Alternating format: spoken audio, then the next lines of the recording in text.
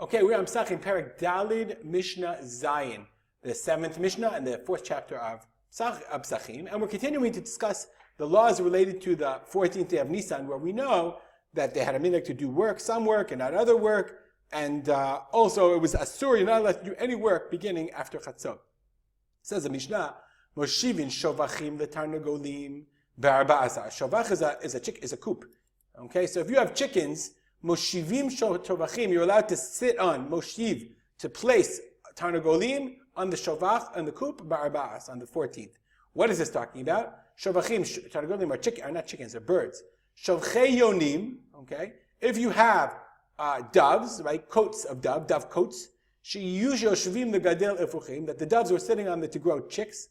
Here we are. Moshivin otam lechatchila be'arba'asar. On the 14th, you're allowed to place birds into the shovach because that's part of the guy's business. His business is, placing birds. So he's allowed to sit the birds in there on the 14th. That's a malacha that was permitted.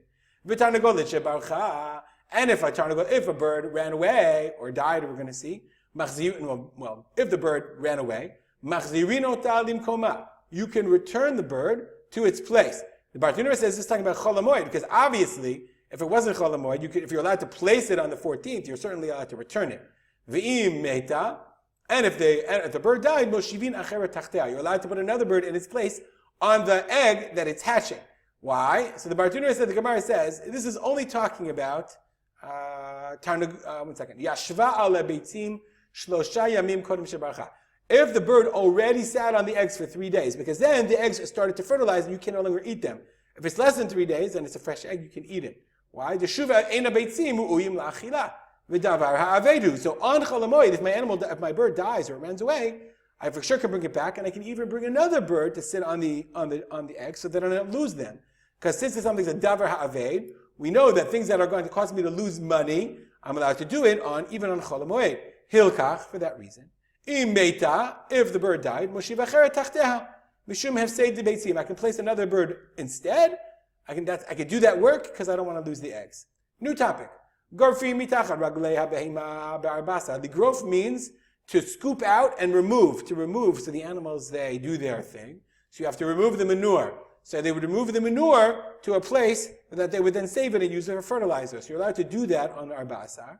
Ubamoed, but on Chol HaMoed, misalkin litzdadin. You can't. It's a lot of work, obviously, to schlep the manure to the manure storehold, okay, to the place where they would keep it, and therefore you just move it to the sides because you can't do that extra work on Chol HaMoed. Molichin mevi'in kelim mi Beit HaUman. Lolichin means to take or to bring kelim. I want to take my things to get fixed at the Beit HaUman, at the craftsman. So I got to take my